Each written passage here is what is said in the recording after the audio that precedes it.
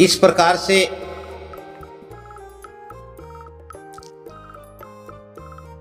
नेवले ने अंदाजा लगा लिया कि निश्चय ही जिसने भी ये मछलियां रखी हैं उसने तुझे इस सांप के बिल तक लाना चाहा है और निश्चित इसमें कोई सांप है। और नेवले के तो और मजे हो गए कि मछलियां भी मिली और अब सांप भी मिलेगा। और नेवला वहीं पर इधर उधर उस बिल के आसपास मंडराने लगा। कुछ दिन हो गए थे सांप को बाहर निकले हुए, अब उसे भी भूख लगी तो उसने सोचा कि चलो बाहर निकला जाए। वह बिल से बाहर आया और नेवला उसकी ताक में था। सांप का और नेवले का आमना सामना हुआ,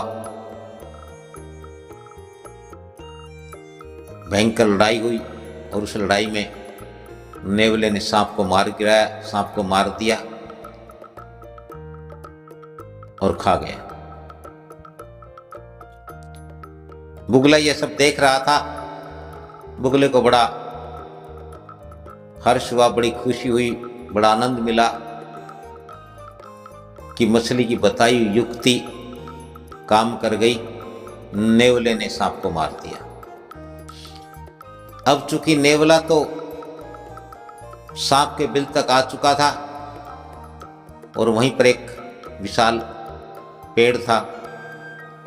अब नेवले को भी भोजन की कमी होने लगी थी। अगले दिन नेवला फिर आया, उसने सोचा कि उसमें कोई और सांप होगा। इस तरह से उसने 3-4 दिन इंतजार किया लेकिन कोई और सांप नहीं निकला।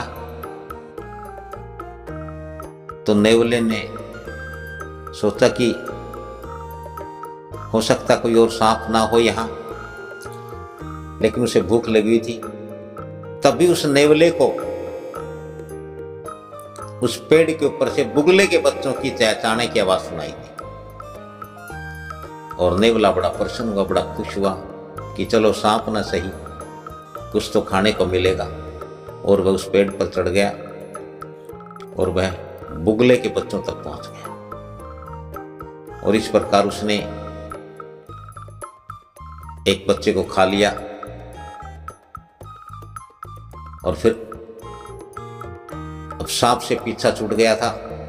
सांप तो मर गया था, लेकिन अब सांप से भी बड़ा और शक्तिशाली शत्रु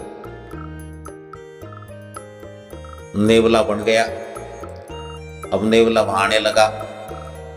पहले सांप बुगले के बच्चों को, परिवार को खाता था, अब नेवला उसके बच्चों को खाने लगा। अब नेवले से तो बचने का कोई उपाय नहीं था।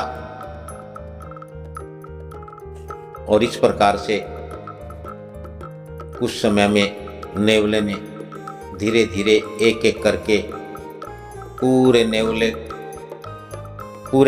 बुगले के परिवार को समाप्त कर दिया। और अब बुगले के पास रोने के, पछताने के और कोई रास्ता नहीं रह गया था।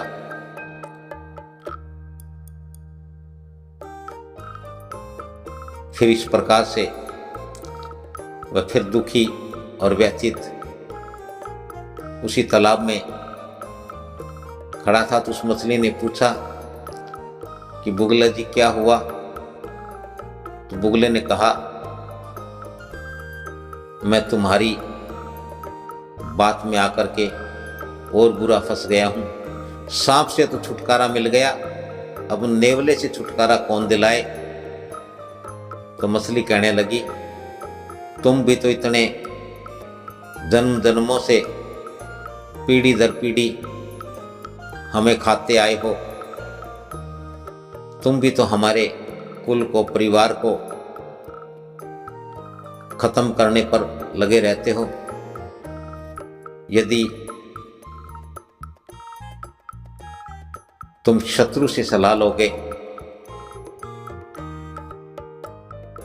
तो ऐसी ही सलाह दी जाएगी। और मैं तो ये तक चाहती हूँ क्यों न वो नेवला तुम्हें ही मार के खा जाए। और इस प्रकार से उस मछली की बात सुन करके बुगले को बड़ा दुख हुआ, बड़ा पछताया। काश कि मैंने शत्रु की बात नहीं मानी होती। और अब बुगले ने सोच लिया कि अब यहाँ इस पेड़ पर रहने का, इस तालाब में आने का कोई फायदा नहीं है, क्योंकि यहाँ रहूँगा तो न मेरा कुल होगा, न मेरा वंश होगा, न परिवार होगा। और हो सकता है कि कभी न कभी मैं इस नेवले की पकड़ में, इसके लपेटे में आ जाऊं। तो क्यों ना इस पेड़ को और इस तालाब को हमेशा के लिए छोड़ दिया जाए। और इस प्रकार से बुगले की मूर्खता से बुगले का समूचा परिवार नष्ट हो गया और मछली की बुद्धिमत्ता से मछली का और उसके परिवार का एक शत्रु से छुटकारा हो गया। इसलिए कहते हैं कि जीव को कभी मूर्ख नहीं होना चाहिए। और चाहे जो भी हो, शत्रु से कभी भी ऐसी सलाह नहीं लेनी चाहिए। तो यह कहानी हमें यही शिक्षा देती है कि मूर्खता से बचें और शत्रु की बात कभी न माने, शत्रु से, शत्रु की सलाह से बचें।